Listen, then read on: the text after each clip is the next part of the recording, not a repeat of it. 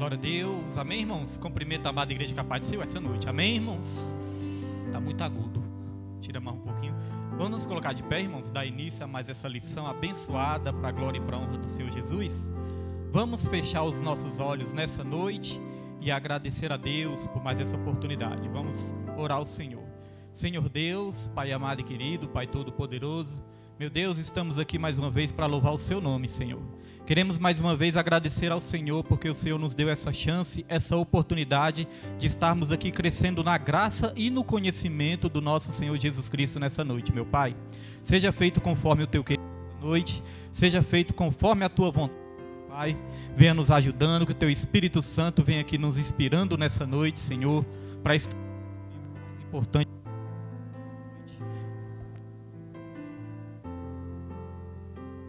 Aleluia, glória a Deus. Senhor Deus, que todo mal seja repreendido, todo impedimento nessa noite caia por terra, meu Pai, porque nós estamos aqui para fazer a Tua obra, para fazer a Tua vontade, meu Pai, para glorificar o Seu nome, Senhor. Abençoe aqui as nossas vidas, Senhor, cada vida que já se encontra aqui presente, as vidas que estão a caminho, que o Senhor traga em paz, em segurança, e que nós venhamos sair daqui regozijando, meu Deus, por ter aprendido um pouco mais da Tua palavra, Senhor, porque nós sabemos quão importante a Tua palavra é para as nossas vidas, para nos abençoar, para nos ensinar, para nos corrigir, para nos salvar, Senhor. Queremos Te agradecer em nome do Pai, do Filho e do Espírito Santo. Amém e graças a Deus. Amém, irmãos? Os irmãos já podem se sentar nessa noite e vamos abrir a lição número 2, onde nós estamos estudando o primeiro trimestre de 2022. Estamos estudando a supremacia das Escrituras, a inspirada, inerrante e infalível palavra de Deus. Hoje nós vamos falar da inspiração, né? A inspiração da Bíblia. Então, abram aí na lição número 2. Lição número 2 tem como tema a inspiração divina da Bíblia, irmãos. A inspiração divina da Bíblia. E nós já vamos, sem perda de tempo, né? Vamos aqui para o texto áureo e os irmãos acompanhem aí na lição texto áureo. O texto áureo está em 2 Timóteo, capítulo 3, versículo 16. 2 Timóteo, capítulo 3, versículo 16. Que vai dizer: toda a escritura divinamente inspirada é proveitosa para ensinar, para redarguir, para corrigir, para instruir em justiça. Aqui diz que toda a escritura, né, é divinamente inspirada. Irmãos, a Bíblia não contém a palavra de Deus, né? A Bíblia, ela é a palavra de Deus. E a verdade prática dessa lição é: a inspiração da Bíblia Sagrada é divina, verbal e plenária. Portanto, a Bíblia toda nos ensina, corrige e instrui. E desde já eu já quero aqui trazer a primeira referência, irmãos, que está em Romanos, capítulo 15, versículo 4. Já preparou tudo, Pedro? Romanos, capítulo 15, versículo 4, nossa primeira referência aqui da palavra do Senhor, que diz assim, ó: porque tudo, olha, irmãos, preste atenção nisso, ó, porque tudo o que dantes foi escrito, para o nosso ensino foi escrito, para que pela paciência e consolação das Escrituras tenhamos esperança. Então, tudo que foi escrito, tudo, de Gênesis a Apocalipse, foi escrito para o nosso ensino. Então, como diz, toda a Escritura é divinamente inspirada e é proveitosa para ensinar, para redarguir, para corrigir e para instruir em toda justiça. A palavra de Deus é o manual, né? O manual do Criador. Deus, ele nos criou e deixou o manual para que todos nós pudéssemos aprender a viver corretamente e tomar posse de todas as bênçãos que Deus tem preparado para as nossas vidas. Aqui na nossa lição, eu vou fazer a apresentação da lição. Aqui na minha revista, né, na revista do professor. Vou fazer a apresentação da lição e os objetivos são: refletir que a própria Bíblia reivindica sua inspiração divina. Evidenciar que as limitações humanas não anulam a inspiração divina da Bíblia. E explicitar que o Espírito Santo atua na regeneração e iluminação do pecador, e por isso nos ajuda a compreender as Escrituras. Nós vamos aprender nessa noite o que significa isso, né? Inspiração. O que significa a Bíblia ser inspirada por Deus? Como é que é isso? Como é esse processo? Eu confesso que eu já passei muitos anos da minha vida tentando entender isso, né? Como que Deus inspirou? Como que significa isso? Eu já cheguei a pensar assim, que Deus ele ditava, né, o que era para ser escrito, e os profetas, discípulos, apóstolos, escritores da Bíblia iam ali escrevendo, né, através de um ditado. Mas hoje nós vamos aprender que não é assim. Como que Deus inspirou o homem a escrever a Bíblia? Nós vamos aprender isso hoje.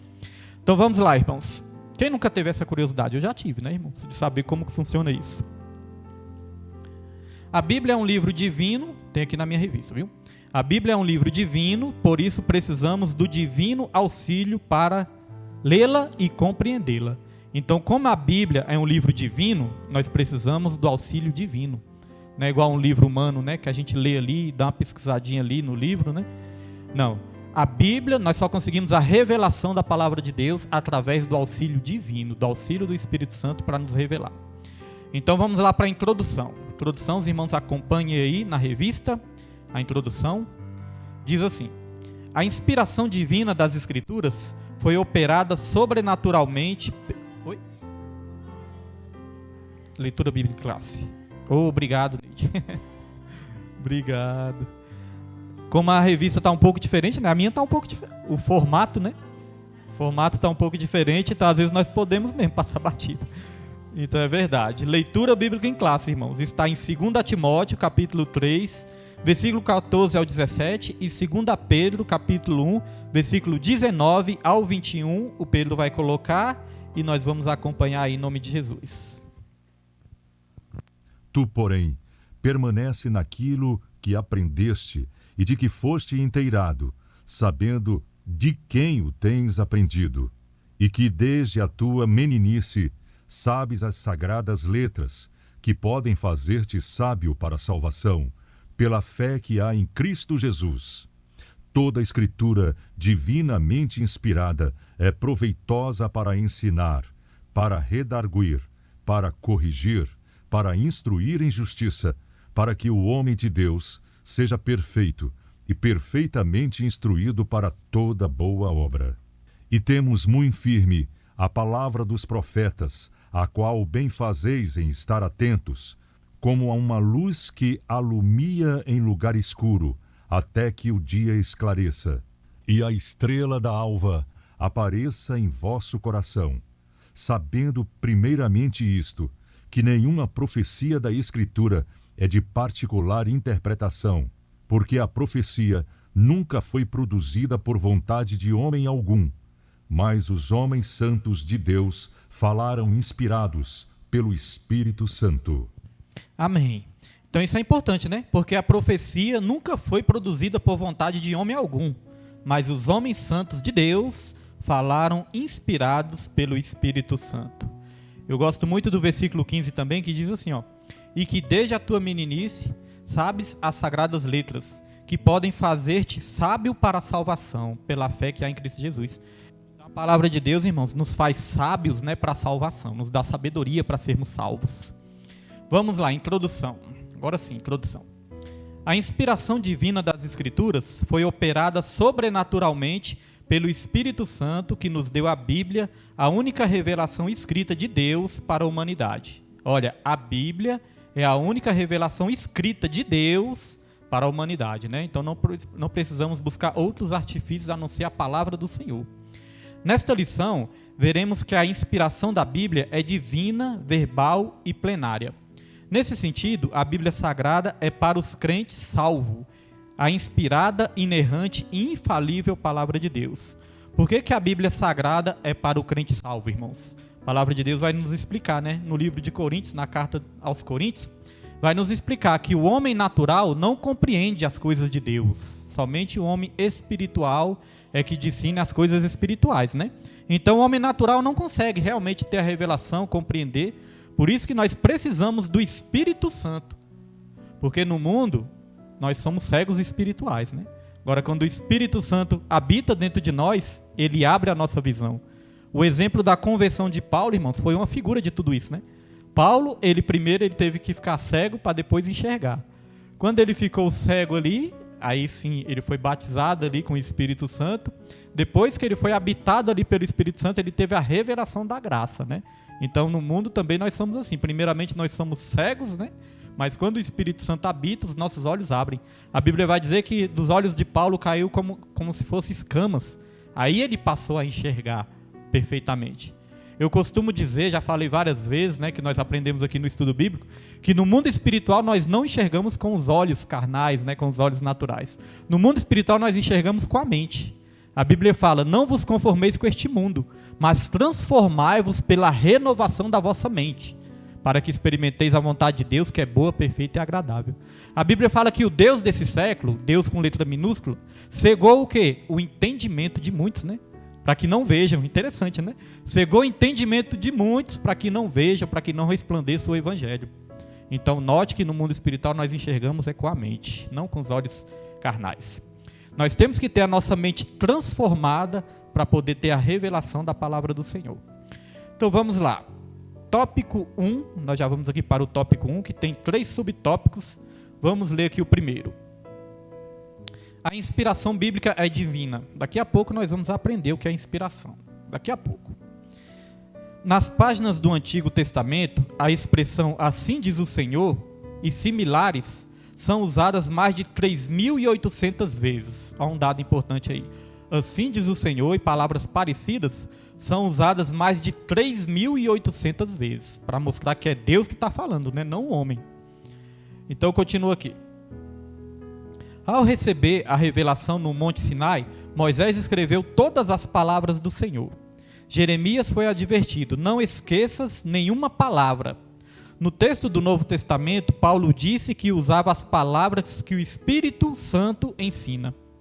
João assegura que o Senhor lhe revelou coisas que brevemente devem acontecer. Então, todos esses profetas de Deus aqui, né, confirmando que a palavra, a revelação, o ensinamento, tudo vinha de Deus, tudo vinha do Espírito Santo de Deus.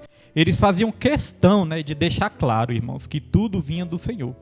Certa vez, Paulo falou assim, assim diz eu, não o Senhor, né? Então, irmãos, isso quer dizer que não foi inspirado aquilo que ele falou? Pai do Senhor, irmãos, Pai do Senhor. Certa vez o apóstolo Paulo falou, isso digo eu e não o Senhor. Mas, irmãos, a inspiração da palavra de Deus estão nos fatos, nas evidências, né, de que o próprio Deus conduziu homens a falarem, conduziu homens a ensinarem. Quando Paulo diz assim diz eu, não o Senhor, o próprio Espírito Santo inspirou ele a dar esse exemplo também. Porque a palavra do Senhor fala, em parte conhecemos e em parte profetizamos também. Então até isso que o Paulo falou foi inspirado pelo Espírito Santo para ele deixar isso escrito na palavra do Senhor também. Então, os argumentos históricos, né, as evidências, os fatos, tudo isso foi inspirado por Deus para que o homem deixasse, para que os escritores fossem usados por Deus para deixar tudo isso escrito para que nós pudéssemos aprender. Então vamos continuar aqui. E o Senhor Jesus asseverou que até os sinais diacríticos, ó, uma palavra difícil aqui. Jesus asseverou que até os sinais diacríticos do texto hebraico eram inspirados. Aí o que é isso, né? Essa palavra difícil, sinais diacríticos. Palavra difícil, né, irmãos? E aqui nós vamos aprender uma coisa. Irmãos, nós temos, né, o costume de fazer o seguinte, às vezes nós estamos lendo algo, aí quando nós vemos uma palavra difícil, aí o nosso costume, né, é fazer o quê? É falar, não, deixa eu passar para frente, essa palavra é muito difícil, né? Nós temos isso como costume, não, isso aqui é difícil, não quero saber dessa palavra, deixa eu passar para frente, aí a gente pula. Só que isso não é legal, irmãos, porque se nós queremos aprender realmente, nós temos que saber o significado das palavras, o que significa.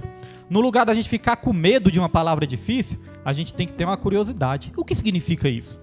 Então hoje nós vamos estar aqui, irmãos, aprendendo o significado de algumas palavras. Isso nos ajuda muito a aprender mais.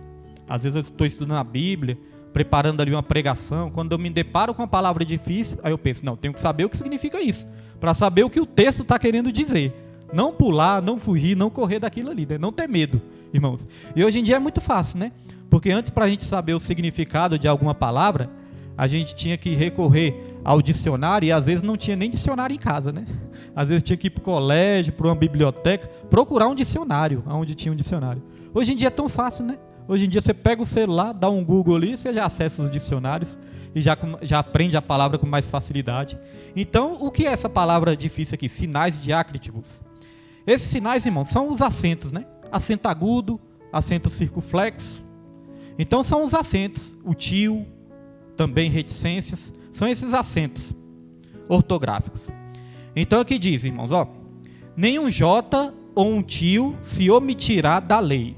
Assim sendo, as escrituras reivindicam que a mensagem bíblica veio da parte de Deus. O que o texto aqui está falando, irmãos? O que essa lição está falando aqui neste ponto? Está falando que até os sinais agudo, sinais circunflexos, né, reticências, vírgula, tio, até isso aí foi inspirado por Deus para os escritores escreverem ali tudo na ordem certinha que Deus quis. Então até uma vírgula que os escritores escreveram foi inspirada por Deus. Nós já falamos aqui, né? A Bíblia, as escrituras sagradas, dos seus originais, não contém erros. Aí eu fiz uma pergunta, eu vou perguntar de novo. Agora as traduções, as versões, podem conter erros? Pode, não pode? Porque Deus, ele é perfeito, mas o ser humano é limitado. Nós vamos falar sobre isso também. Então o ser humano, ele pode errar, ele pode se equivocar, ou ele pode rever algumas traduções. É por isso que existe Nova Almeida Revista e Atualizada, né, versões da Bíblia. Existe Nova Almeida Revista e Corrigida, porque eles vão estudando e falam, não, essa frase aqui ela não foi bem traduzida, acho que ela cabe melhor essa tradução. Então eles vão revisar a Bíblia, eles vão corrigir, eles vão até mesmo, irmãos, trazer a linguagem para uma linguagem mais contemporânea, para que a gente venha aprender com mais facilidade. Porque, por exemplo, vamos dar um exemplo. Antigamente existia um pronome aí de tratamento que era o vós-me ser, né? No lugar de falar você, falava vós-me ser, né? Hoje em dia não existe mais isso, né? Quem é que fala vós-me ser hoje em dia? Então, vamos supor, se a Bíblia ainda usasse essa linguagem, vamos supor, uma linguagem muito antiga, isso ia dificultar, né? Ia dificultar o nosso entendimento. Então, existe também uma Bíblia, uma tradução que é NTLH, que é a nova tradução da linguagem de hoje, existe também, para trazer para uma linguagem mais atualizada. Agora nós temos que ter cuidado, porque eu já observei que tem traduções da Bíblia, tem versões da Bíblia que ficam muito diferentes, irmãos. Eu tenho um celular, eu tenho aqui uma versão da Bíblia no celular, que ali quando eu destaco um versículo, aí tem ali a opção de comparar. Aí eu comparo aquele versículo ali com várias versões. E às vezes uma versão fica muito diferente da outra. Então às vezes nós podemos até nos confundir um pouco, né? Então nós temos que ter cuidado, procurar, né, pesquisar bem, estudar bem e procurar uma tradução que nos auxilie a entender, mas que não fuja muito ali dos originais, para a gente não confundir também. Eu particularmente, né, eu gosto da NVI. NVI é a nova versão internacional. Ela é uma versão fácil, né, de você entender, não é uma linguagem difícil, mas é uma linguagem também que é muito aproximada ali, né, das escrituras, dos originais também, não foge tanto. Mas existe aí várias e várias versões que os irmãos podem pesquisar. A Almeida, né, uma das mais utilizadas, Almeida, Revista Corrigida, Almeida, Revista e Atualizada, são uma das mais usadas. Também tem o Almeida, versão antiga, linguagem antiga. Aí tem umas linguagens ali que realmente a gente sente muita dificuldade para entender algumas linguagens, que é uma linguagem muito antiga também. Então é importante você escolher uma versão, né? Uma versão aí que vai realmente te ajudar mais a entender a palavra do Senhor. Agora, como foi dito aqui, até a vírgula foi inspirada por Deus para que os escritores ali deixassem escrito nos originais. Vamos lá, subtópico 2. A inspiração bíblica é verbal. Vamos entender o que significa isso. Pai do Senhor, irmão Jesuíno. Glória a Deus. E a faculdade? Glória a Deus. O irmão já tem a revista? Pega aqui, ó, uma revista aqui. Estamos aqui no subtópico 2. Glória a Deus. Irmãos, daqui a pouquinho vamos falar, né? Como funciona essa inspiração divina da palavra do Senhor. Então o subtópico 2 vai dizer assim, ó. Ratificamos que a Bíblia é divinamente inspirada. Essa tradução vem do termo grego, outra palavra difícil porque é em grego, né? Vem do termo grego theopneustos, que significa literalmente soprada por Deus. Agora nós vamos entrar numa parte interessante, irmãos. Nós falamos aqui que nós iríamos aprender o que significa ser inspirada por Deus, né? Como que funciona essa inspiração? Irmãos, para os irmãos participarem aqui, ficarem bem participativos na aula, Alguém quer arriscar? Alguém quer arriscar assim, irmãos? Como que vocês entendem que a Bíblia foi inspirada? Como que foi isso? Eu tive essa curiosidade durante muitos anos da minha vida. Eu fico pensando, como é que foi isso? Deus ficou falando ali e o escritor ficou escrevendo, ficou ditando, como é que foi? Como que os irmãos entendem? Alguém quer arriscar que a Bíblia foi inspirada? Como funciona esse processo?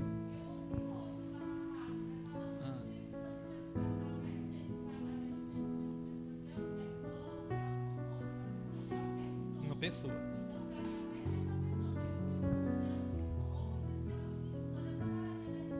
Inspirou. Sim.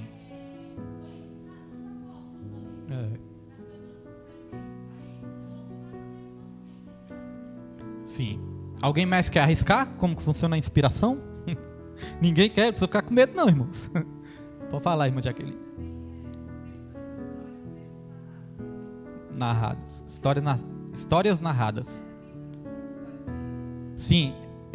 Tem também nessa questão de um profeta ou um escritor analisar também, né, os escritos antigos. Eles analisavam também o que já era escrito, né?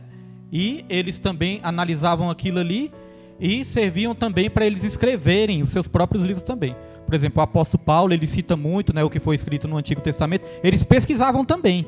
Mas até essa pesquisa, irmãos, era inspirada por Deus. Deus, ele inspirava, né, conduzia as pessoas até mesmo nas pesquisas corretas. Tudo era conduzido por Deus. Agora, a questão da inspiração é algo muito interessante. Eu vou ler aqui, porque aqui foi dito, ó, significa literalmente que ela foi soprada por Deus. Agora eu vou ler algo aqui na minha revista, os irmãos prestem bastante atenção, porque isso é interessante, ó, aprender isso. Ó. O que vem a ser inspiração divina? Para melhor compreensão, vejamos primeiro o que é inspiração. Então agora nós vamos aprender o que é inspiração. No sentido fisiológico, é a inspiração do ar para dentro dos pulmões. É pela inspiração do ar que temos fôlego para falar. Daí o ditado falar é fôlego. Quando estamos falando, o ar é expelido dos pulmões. É o que chamamos de expiração. Pois bem, Deus, para falar a sua palavra através dos escritores da Bíblia, inspirou neles o seu Espírito.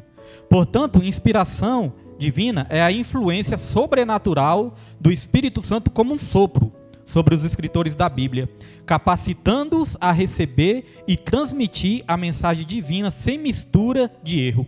A própria Bíblia reivindica para si a inspiração de Deus, pois a expressão assim diz o Senhor, como carimbo de autenticidade da divina, assim diz o Senhor, como carimbo de autenticidade divina, ocorre mais de 2.600 vezes nos seus 66 livros, isso além de outras expressões equivalentes. Então aqui falou de uma coisa interessante, irmãos. O que é inspiração? No sentido fisiológico, inspiração é quando nós puxamos o ar para dentro, não é verdade? É fazer assim, ó. Isso é a inspiração. Estou enchendo meus pulmões de ar. E quando eu inspiro, isso me dá a capacidade de falar. Porque se a gente for prestar atenção, a fala é um sopro. A fala é um sopro, irmãos. É claro, né, que vai ali envolver o nosso aparelho fonético, né? Fonoaudiólogo, nosso aparelho. Nossas vias aéreas vai envolver isso aí também, né? Cordas vocais, pregas vocais, vai envolver tudo isso. Mas se você for reparar bem, a fala é um sopro que você está expelindo o ar dos seus pulmões para falar. Quem consegue falar aí sem respirar? Sem respirar para fora, né? Ninguém consegue, né?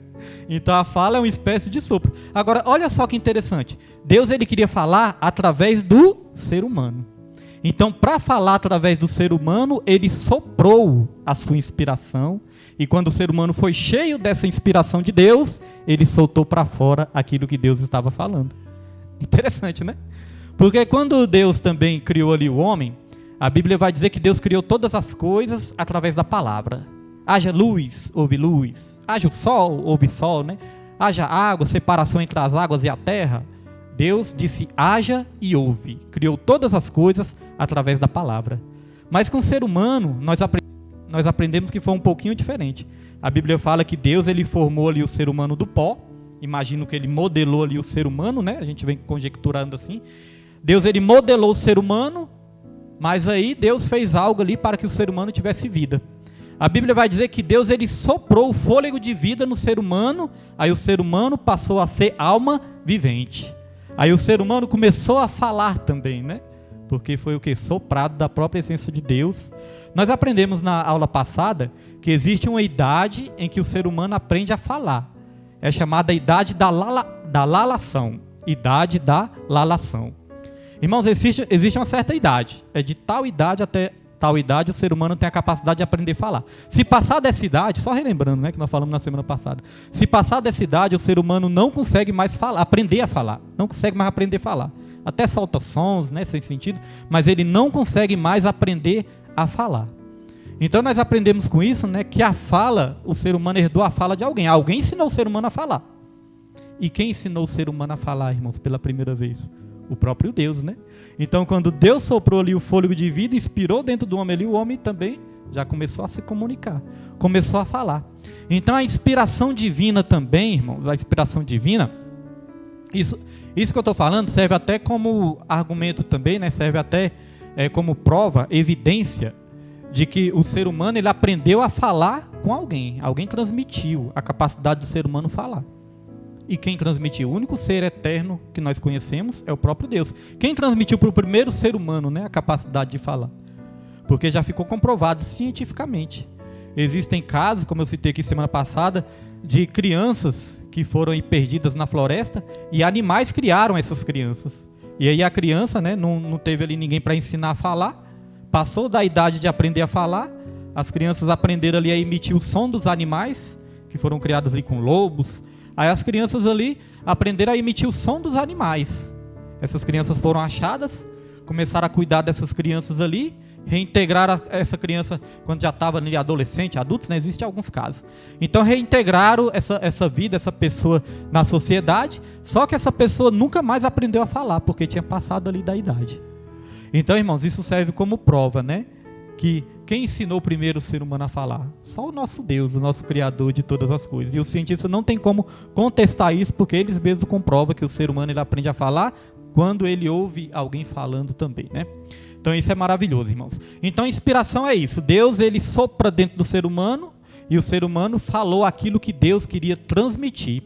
Então a inspiração é a capacidade para falar. Inspiração divina é a capacidade para falar aquilo que é inspirado pelo próprio Deus, né, irmãos? Quem nunca teve essa experiência? Às vezes nós começamos a falar de Jesus, seja na igreja, seja em casa, seja no trabalho, seja onde for. A gente começa a falar de Jesus, irmãos, e aí Deus começa a nos dar palavra que muitas vezes nós paramos para pensar assim, não sei nem de onde veio, né? A gente fica pensando assim, isso não veio de mim, não é verdade? A gente pensa assim, isso não veio de mim, isso que Deus me deu para falar. É porque Deus ele está ali inspirando você a falar aquilo da palavra de Deus, né? Das coisas do reino. A Bíblia fala assim, abra a sua boca e eu a encherei. Muitas vezes eu chegava ali na rádio, passei alguns anos ali na rádio, às vezes eu chegava ali na rádio, irmãos, saía do meu trabalho, só dava tempo de chegar em casa, tomar um banho e ir para a rádio. Não dava tempo de preparar palavra nenhuma. E às vezes, presbítero Evaldo, é interessante que na rádio funciona um pouco diferente quando você faz rádio ao vivo ou quando você faz uma live, né? Funciona um pouco diferente, porque quando você vai pregar aqui na igreja, você pode preparar a palavra, né? Estudar, preparar, você faz um esboço ali e aqui Deus te usa, sai tudo organizadinho, sai bonito, né? Então o que acontece? E os irmãos recebem, os irmãos aprendem. Então a pregação é assim. Agora na rádio, irmãos, eu percebi uma coisa. Muitas vezes eu fazia um esboço, quando eu fazia um esboço, programava tudinho que eu ia falar lá na rádio, irmãos, eu travava tudo. Não saía nada, ficava tudo travado. Meu Deus do céu, não estou conseguindo desenvolver nada aqui. Aí eu fui orando a Deus e pedindo a Deus ali uma orientação. Eu percebi que Deus ele trabalha diferente numa rádio ao vivo. Deus ele fala segundo a necessidade das pessoas que estão ouvindo ali na hora. Aí quando eu entendi isso, eu orei a Deus e falei, Senhor, eu sempre lia, sempre estudava. Mas eu falava, Senhor, quando chegar lá é o Senhor que vai me dar a palavra. Às vezes eu dava uma lida assim numa passagem, tudo, vou pregar essa passagem, mas é o Senhor que vai desenvolver a pregação. Então eu chegava ali na rádio, irmãos, começava a falar de Jesus, quando via que não passava 1h10, 1h20, e Deus me dava tanta palavra assim que eu falava, isso realmente não veio de mim, isso veio de Deus. Então a inspiração para falar é aquilo que Deus introduz dentro de nós e nós apenas soltamos para fora. Então toda honra, toda glória, todo louvor é todo de Deus, né, irmãos? Porque Ele que inspira o ser humano a passar a mensagem. Então deu para entender agora o que é a inspiração divina? Agora nós entendemos como funciona o processo, né? Porque senão nós íamos pensar, será que Deus encostou assim do lado de Moisés e começou a falar, Moisés, escreve assim, assim, assim, assim, assim, né? Deus ele chegou sim para Moisés e falou, tudo que eu disser, você vai escrever, você vai pôr no livro, né? Mas essa inspiração não é um ditado, não é igual uma professora fala, né? Vamos fazer um ditado, escreve assim, assim, assim, não é, né, irmãos? A inspiração é algo soprado dentro do ser humano também. E nós vamos aprender assim, aqui nessa aula também, que a inspiração, ela se desenvolve de várias maneiras também. Moisés recebeu essas palavras, mas nós vamos aprender, por exemplo, o médico Lucas, igual a irmã falou aqui, né? Existiam relatos também, já existiam relatos antes das escrituras bíblicas, das escrituras sagradas. O médico Lucas, ele escreveu 2 livros. Quem pode me falar os 2 livros? Lucas, né? Evangelho de Lucas e Atos dos Apóstolos. Ele escreveu 2 livros. Inclusive, Atos dos Apóstolos eu acho uma coisa interessante, que Lucas ele começa assim falando assim, ao excelentíssimo Teófilo. Lucas ele direcionou aquela carta ali, né? O intuito dele era evangelizar uma pessoa, mas acabou evangelizando milhares e milhares e milhares e milhares de pessoas, né? Até hoje. Então veja, irmãos, que Deus é que sabe, né, de todas as coisas. Mas vê que Lucas endereçou ali e não sabia nem o que ia acontecer. É igual quando Deus nos usa. Às vezes Deus nos usa para algo ali, a gente pensa que vai ser algo tão pequeno, mas para Deus vai alcançar tantas vidas que muitas vezes você nem imagina. Então, Lucas, o evangelista Lucas, o que acontece? Ele escreveu o livro de Lucas, o Evangelho de Lucas, e escreveu também Atos dos Apóstolos. Agora é interessante que ele escreveu fazendo pesquisas. Ele ouviu testemunhas, ele juntou também documentos históricos, juntou ali para escrever o Evangelho de Lucas e Atos dos Apóstolos. Aí muitos podem pensar e muitos podem até acusar, então o livro de Lucas não é, o Evangelho de Lucas e o livro de Atos não é inspirado por Deus não, porque ele juntou documentos ali. Mas irmãos, é igual como eu falei, a inspiração está em todos os acontecimentos relatados nas Escrituras. Não está na maneira que ele fez ali todas as coisas, estão nos acontecimentos, nos fatos. Tudo aquilo que ele pesquisou já era inspirado por Deus, e Deus o direcionou, Deus o conduziu a pesquisar tudo aquilo. É como se a gente pedisse para Deus assim, Senhor, eu quero ter uma revelação, quero aprender algo, e no meu ministério eu preciso passar algo para as pessoas também. Então me conduza ao ensino certo, me conduza ao aprendizado certo para que eu possa ensinar também. Então Deus ele vai te dar ali as direções, Deus ele vai te dar ali as estratégias para você aprender e poder passar para as pessoas também. Você pode receber sim uma revelação sobrenatural vinda do alto, mas Deus ele vai te dar também estratégia de como você estudar a Bíblia, pesquisar, né? Às vezes os pregadores falam assim o seguinte, para cada pastor vivo que você ouve hoje em dia, você tem que ouvir pelo menos uns 3 pastores mortos. Para cada pastor vivo de hoje em dia que você ouve, é bom ouvir também uns 3 pastores mortos.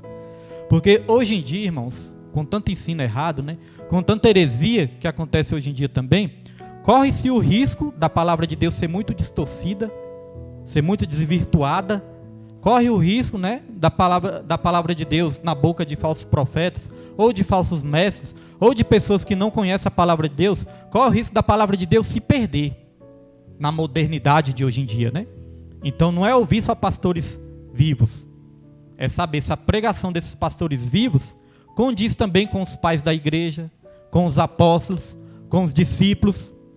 Porque não adianta eu chegar aqui com uma pregação, não, eu quero modernizar a pregação. Vou fazer uma pregação moderna. Aí vou fazer uma pregação que muitas vezes vai agradar o ser humano, às vezes vai massagear o ego do ser humano, às vezes vai massagear o coração, mas vai estar totalmente desvirtuada da palavra do Senhor, né? Então temos que ouvir também os antigos, para saber se não estão desviando dos caminhos da palavra do Senhor, irmãos. Temos que ter cuidado com isso aí também. Oi. Sim.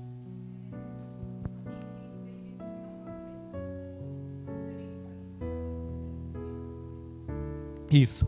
Existem livros chamados livros apócrifos, né?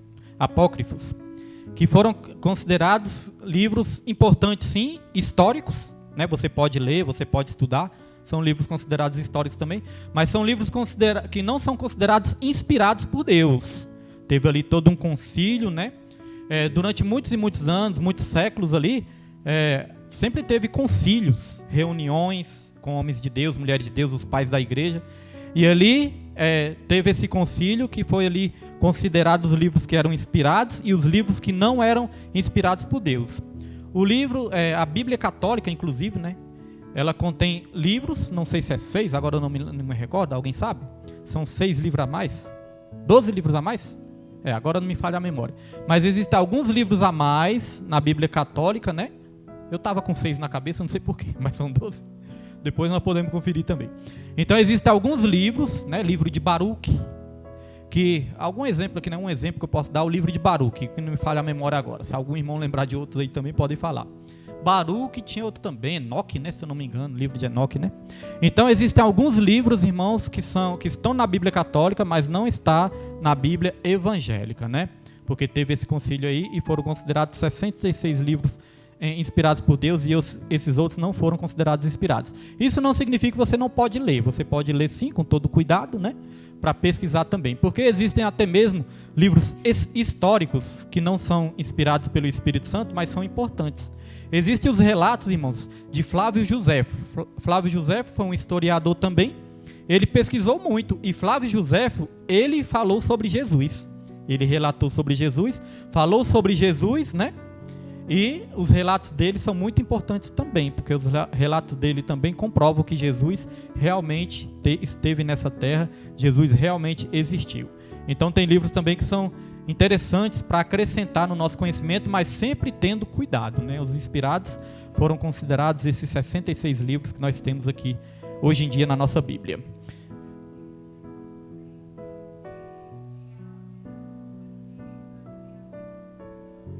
Que o quê?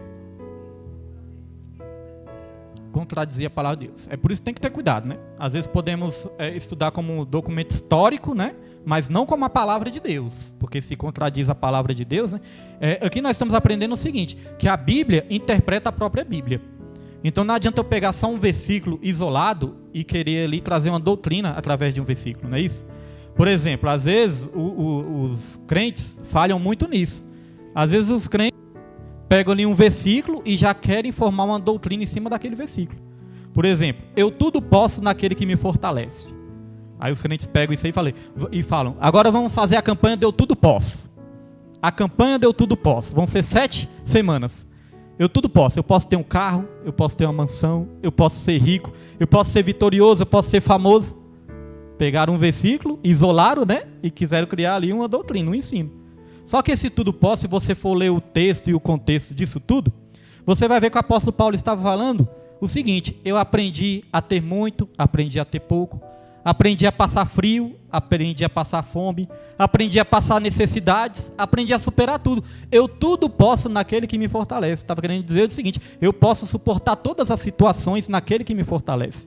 Tanto a ter muito como a não ter nada também. Era isso que a palavra de Deus quis dizer. Então esse é o contexto de tudo. Existe uma regra que diz o seguinte, ó, texto sem contexto é pretexto para heresia, né? A palavra do Senhor diz assim, ó, Isaías 59, fala, as mãos do Senhor não estão encolhidas para que não possa salvar, e nem os seus ouvidos agravados para que não possa ouvir. Aí a gente pega só essa parte aí, oba, as mãos do Senhor estão aí para salvar, para abençoar, e os ouvidos deles não estão tampados, né? O ouvido dele, perdão, não estão tampados. Ele está me ouvindo, ele sempre vai me ouvir, ele vai fazer tudo o que eu quero. Só que, irmãos, no versículo 2 vai dizer o seguinte, mas os vossos pecados fazem separação entre vós e o vosso Deus para que não vos ouça. Então quer dizer, o primeiro versículo todo mundo quer, né? Opa, Deus está me ouvindo. Agora o segundo, quem quer? Né? É igual aquela questão também. Se quiserdes e me ouvirdes, comereis o melhor dessa terra. Aí nós queremos nos apropriar dessa parte. Opa, eu vou comer o melhor dessa terra. Só que depois, logo no versículo seguinte, vai dizer, mas se fordes rebeldes e desobedientes, vocês morrerão à espada. Aí quem quer morrer à espada? Eu quero a primeira parte do versículo, né? Então, irmãos, nós temos que estudar todo o contexto para que a gente não crie heresias, doutrinas, ensinos errados através de apenas um versículo da Bíblia. Quem já teve essa experiência assim de falar, Senhor, fale comigo. Aí quando vem assim, fala, conserte a tua casa, senão certamente você morrerá. Opa, peraí, acho que foi errado. Não, Senhor, vou tentar de novo. A irmã Tereza tem uma história engraçada. Conta aí, irmã. O dia que a irmã estava junto com o irmão Everton.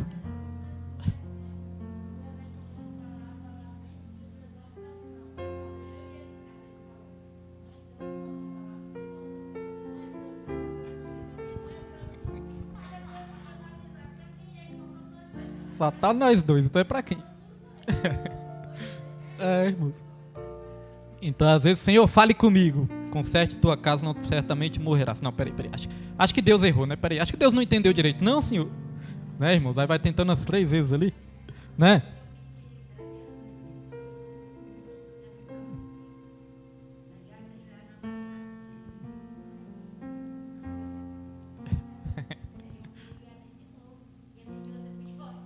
Pior ainda, meu Deus. É a hora que o crente pensa, é melhor parar por aqui mesmo. Mas irmãos. Então é o seguinte, né? É todo o contexto. Aí como nós estávamos dizendo, a irmã levantou um tema importante, é como nós estávamos dizendo, a Bíblia, ela interpreta a própria Bíblia. Às vezes um texto assim que você lê não ficou bem claro. E aí, eu não entendi direito o que quer dizer isso. Mas aí você vai lendo toda a Bíblia, você vai ver que um texto vai explicando o outro. Então a Bíblia interpreta a própria Bíblia. A Bíblia não é de interpretação do ser humano, né, irmãos? A Bíblia interpreta a própria Bíblia. Agora uma coisa interessante assim, a Bíblia fala para a gente ler, para a gente estudar, para a gente pedir a revelação do Espírito Santo, sim. Agora, quem tem o papel de interpretar a Bíblia, irmãos? É o Espírito Santo que tem o papel de interpretar para nós? Nós temos o papel de interpretar. Ele vai nos dar a revelação, mas ele quer que a gente estuda, ele quer que a gente ali se aprofunde, peça assim, revelação, né, sobrenatural da parte dele, porque nós temos o Espírito Santo, ele é o nosso maior professor, mas nós temos o papel de interpretar aquilo que nós estamos lendo, porque Deus quer que a gente se esforce também para entender o que nós lemos. Então vamos aqui, prosseguir, né? Falamos aqui de soprada por Deus. Desse modo, a inspiração é chamada verbal porque Deus soprou nos escritores sagrados aquilo que deveria ser escrito. Porém, os autores bíblicos não foram usados automaticamente como se escrevesse um ditado. Eles foram instrumentos de Deus e cada qual, com sua própria personalidade e talento, escreveram inspirados pelo Espírito Santo. Essa ação divina foi tão intensa que todas as palavras registradas na Bíblia eram exatamente as que Deus queria ver empregadas nas Escrituras.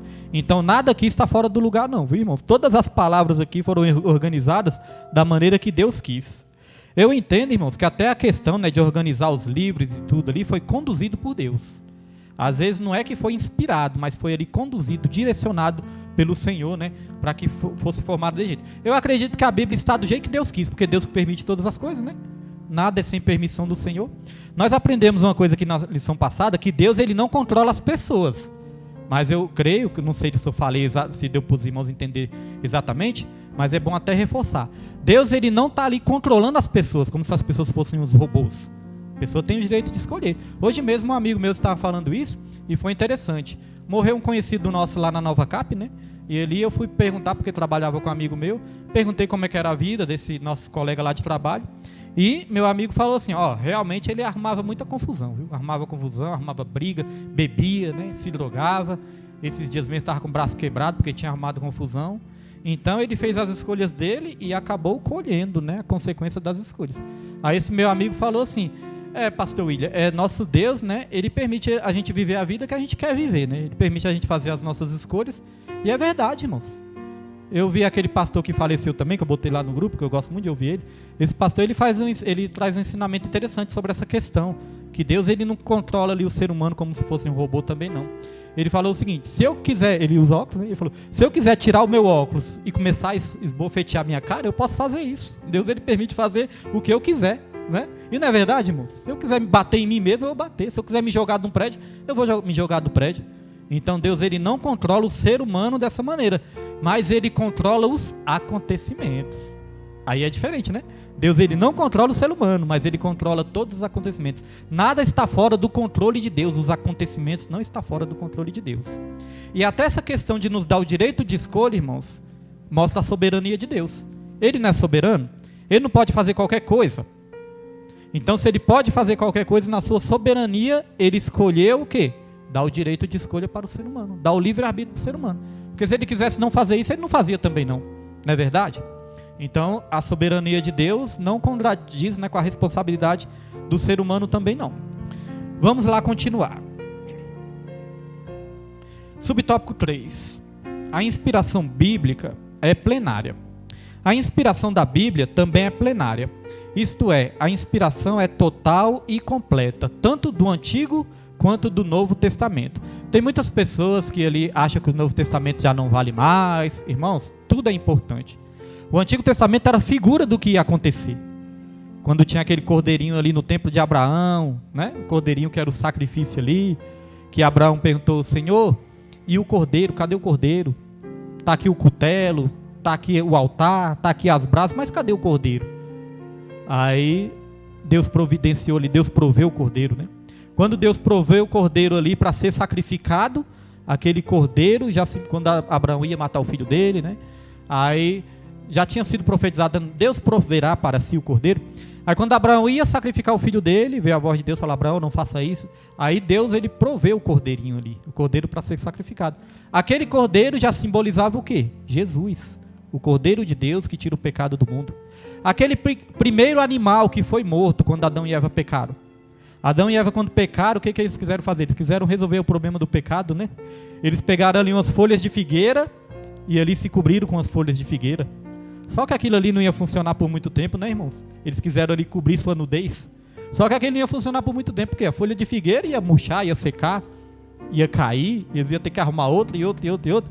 Isso mostra o quê? Que o homem não consegue resolver o problema do pecado, por mais que o homem tente.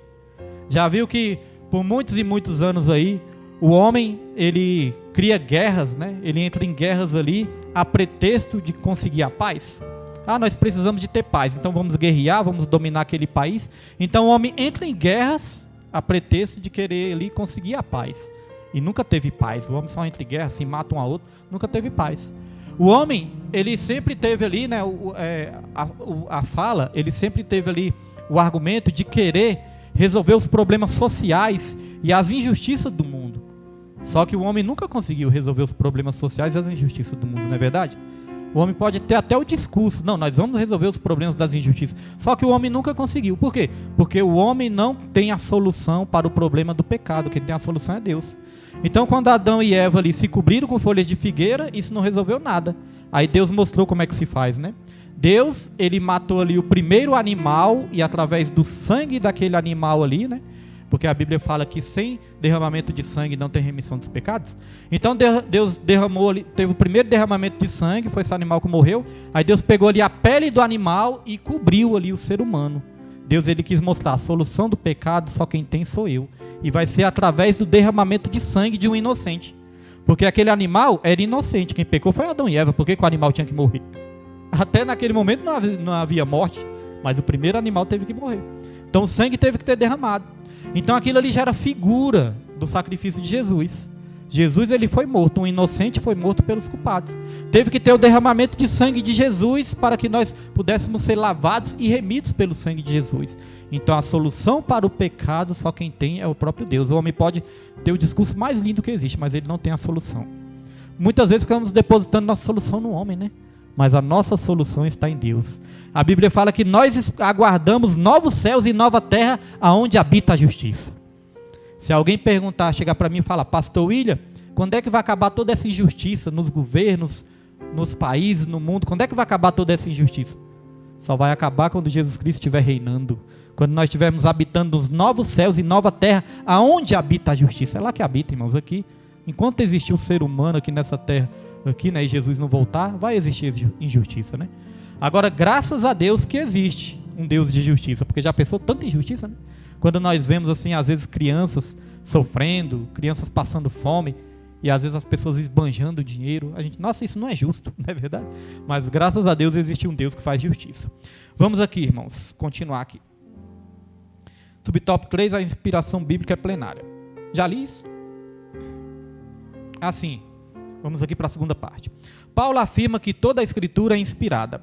Nossa declaração de fé professa que a inspiração da Bíblia é especial e única, não existindo um livro mais inspirado e outro menos inspirado, tendo todos o mesmo grau de inspiração e autoridade.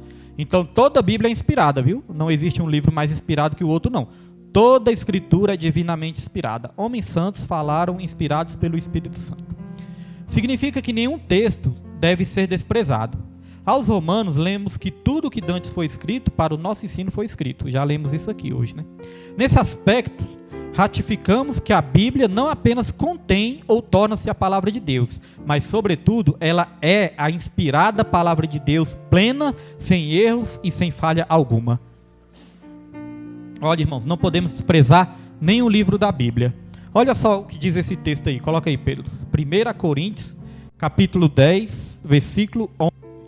1 Coríntios, eu gosto muito desse texto, viu, de 1 Coríntios aqui. 1 Coríntios, capítulo 10, versículo 11. Só falar aqui o contexto. Apóstolo Paulo, ele estava ali dando o exemplo daquele povo de Israel. O povo que morreu no deserto. Aquele povo que murmurou, aquele povo que se tornou idólatra, aquele povo que queria comer carne, acabou tentando a Deus, né, e acabaram morrendo ali no deserto. Então o apóstolo Paulo estava dando aquele exemplo daquele povo, lembrando daquele povo. E olha só por que ele deu aquele exemplo, daquele povo. Olha só. Ora, tudo isto lhe sobreveio como figuras, e estão escritas para aviso nosso, para que quem já são chegados os fins dos séculos. Então tudo que foi escrito, né, no Antigo Testamento, o exemplo daquele povo idólatra, o povo desobediente, foi escrito para aviso nosso, para nos ensinar que nós não devemos cometer o mesmo erro. A Bíblia, como eu disse, é o manual do Criador. Deus, ele falou: eis que coloco diante de vocês a vida ou a morte, a bênção ou a maldição. Escolha, pois, a vida, para que viva bem você e os seus filhos. Ou seja, Deus, ele nos dá o direito de escolher e ainda nos ensina a escolher certo. Escolha, pois, a vida. Aí eu fico pensando, como que o ser humano às vezes é cabeça dura, né? Deus, ele fala: escolha a vida, escolha me obedecer, escolha viver a palavra. E nós vemos às vezes o ser humano insistindo no erro, insistindo no pecado, insistindo em viver uma vida afastada de Deus, desviado de Deus, mesmo conhecendo a palavra, mesmo sabendo que é errado, escolhe fazer o errado, escolhe a maldição, né, irmãos? Então isso é algo assim muito impressionante no ser humano, que às vezes prefere escolher a morte do que escolher a vida, mesmo conhecendo a palavra do Senhor. É interessante que lá em Gênesis, a palavra de Deus vai dizer que Deus, ele criou todas as coisas e viu Deus que era bom. Capítulo 1. Capítulo 2 de Gênesis vai dizer que Deus, ele criou todas as coisas, mas Deus criou algo ali e ele viu que algo ali não era bom. Não era bom que o homem estivesse só, né? Por isso ele fez a esposa dele, a esposa do homem, para que fosse ali uma ajudadora, uma auxiliadora. Ali fala que Deus, ele criou a mulher idônea. E um dos significados de idônea é interessante, que idônea é aquela que serve perfeitamente para um propósito. Então, pastor William, o que é uma mulher idônea? É aquela que serve perfeitamente para o propósito. Está vendo, irmãos? Nós já falamos aqui que Deus não une pessoas, Deus une propósitos. Então Deus quando a Bíblia fala que a mulher tem que ser submissa, o que significa isso? É que a mulher tem uma submissão. Submissão, às vezes a pessoa pensa que é o homem mandar e a mulher obedecer. Não é isso, irmãos. Submissão é estar debaixo da mesma missão. É igual um comandante do exército. O comandante do exército está ali, né, traçando todas as estratégias de guerra, só que o soldado está executando a estratégia de guerra. O comandante tem uma missão e o soldado tem uma submissão. Ele está debaixo da mesma missão. Está vendo que nenhum é mais importante que o outro? Apenas exercem papéis diferentes? É assim na família também, irmãos. Ninguém é maior, ninguém é mais importante que o outro. Apenas exercemos papéis diferentes. O homem é cabeça no sentido de ter a responsabilidade de ser o provedor da casa. É uma responsabilidade diferente. Só que a mulher tem a responsabilidade de ser uma mulher sábia, para edificar a sua casa e não destruir. Então são tarefas, responsabilidades diferentes. Deus não criou a mulher nem do pé do homem, para que não fosse pisada, e nem criou a mulher, né, da cabeça do homem, né, acima do homem, para que ela pudesse exercer uma posição de superioridade. Não. Deus, ele tirou a mulher ali do lado do homem, para que ela pudesse andar, caminhar do lado. Não é verdade? Foi da costela do lado. Para que pudesse caminhar os dois lado a lado, debaixo da mesma missão. Então é tudo isso, irmãos. Então no capítulo 1, Deus viu que tudo era bom. Capítulo 2, Deus viu que não era bom. E o que Deus faz de Gênesis a Apocalipse? Deus, ele está mostrando o que é bom e o que não é bom. Tudo aquilo que é bom, nós podemos fazer. Olha, joia, podemos fazer, que vai ser bênção. Tudo que é bom, ó, tudo que Deus manda, ó, faça, que vai ser bênção. Agora o que Deus não manda, irmão, faça não, vai ser maldição, né? Já viu os reis? vai falar a história dos reis, já estudamos aqui o livro de reis, né? Aí vai dizer, o rei tal fez o que era bom aos olhos do Senhor, aí o povo prosperou, o rei foi vitorioso. Agora o rei tal já fez o que era mal aos olhos do Senhor. Aí o povo se tornou idólatra, o rei morreu de uma morte que não era da vontade do Senhor, o rei não prosperou, o rei perdeu a salvação. Vários exemplos, né? Então de Gênesis a Apocalipse, o manual do Criador nos ensina o que é bom e o que não é bom, porque toda escritura é inspirada por Deus. Vamos lá para o tópico 2. Tópico 2, inspiração divina e os autores da Bíblia. Subtópico 1 vai dizer, a inspiração dos autores. Que Deus abençoe todos os irmãos que estão assistindo na live e que vão assistir também. Que Deus abençoe a todos aí, em nome de Jesus. Todos que acompanham o estudo. Inspiração dos autores. O Espírito Santo garantiu a liberdade dos escritores bíblicos conforme a capacitação de cada um. Olha, eu quero parar um pouquinho também nesse tema, que depois nós vamos deslanchar aqui. Olha só, irmãos. O Espírito Santo garantiu a liberdade dos escritores bíblicos conforme a capacitação de cada um. Muitas vezes as pessoas ficam preocupadas assim, não, mas Deus vai me chamar para fazer a obra, mas eu não sei fazer isso, eu não sei fazer aquilo. Irmãos, Deus não vai te cobrar por aquilo que Ele não te capacitou. Sabia? Deus ele não vai te cobrar por aquilo que Ele não te chamou para fazer. De repente a pessoa pensa, era para mim pregar, pegar o microfone e pregar lá na frente. Mas Deus não te chamou para isso, Ele não vai te cobrar por isso, não é verdade? A pessoa pensa, eu tenho muita vergonha de ir lá na frente, pegar o microfone, eu tenho vergonha de ser pregador, de pregar a palavra. Não, irmão, não esquenta com isso. Deus te chamou para isso? Se Deus te chamou, amém. Agora, se Deus não te chamou, não se preocupe, Ele vai te usar de outra maneira, não é verdade? Às vezes a pessoa não prega aqui no microfone, mas prega dentro de casa, prega no trabalho, prega na escola, prega na rua, prega dentro do ônibus. Né? Nós não sabemos. Às vezes Deus chamou a pessoa para ser um médico, às vezes chamou para ser um professor, né? Porque Deus, Ele não vai usar as pessoas só dentro da igreja, vai usar a pessoa na sociedade. Pode falar, irmão.